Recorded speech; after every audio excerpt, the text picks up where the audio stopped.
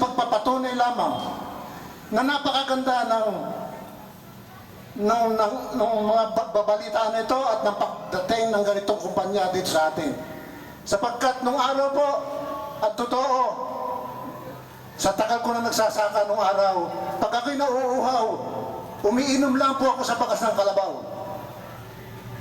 Hawiin ko lang po yung mga giniikan at konting damo, umiinom na ako.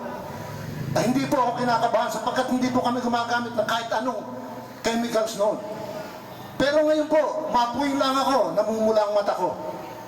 Kaya po itong isang mata ko, totoo, malabo na dahil sa puwing ng puti.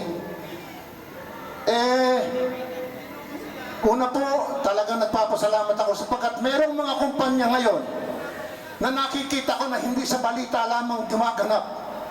Kumikilos sila upang matulungan talaga ang ating kapaligiran.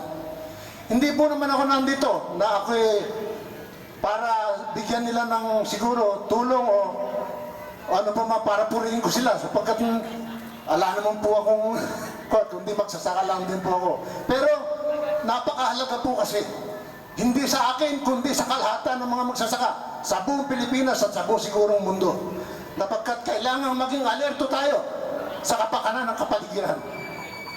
Maganda po ang nangyayari sapagkat ang ating pong mga organic fertilizer ay napakahalaga hindi lamang para umunlad ang ani o bilang ng ating aniin.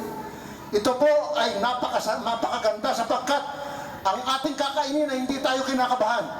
Wala pong chemical tayong kakainin. Alam papasok sa ating katawan ng mga chemicals. Yun po ang pinakamahalaga sa lahat. Sapagkat ito po tayo, hindi natin nasisiguro sa ngayon na wala tayong nakain mga chemicals.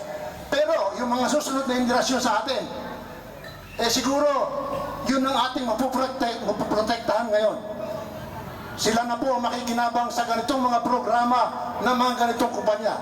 Mapakalaki pong kapakinabangan para sa susunod nating henerasyon. Kaya ako po ay lubos na nagpapasalamat dito sa kumpanyang Uncle sapagkat napakaganda ng kanilang naisipan. Maraming salamat po at magandang umaga sa inyong lahat.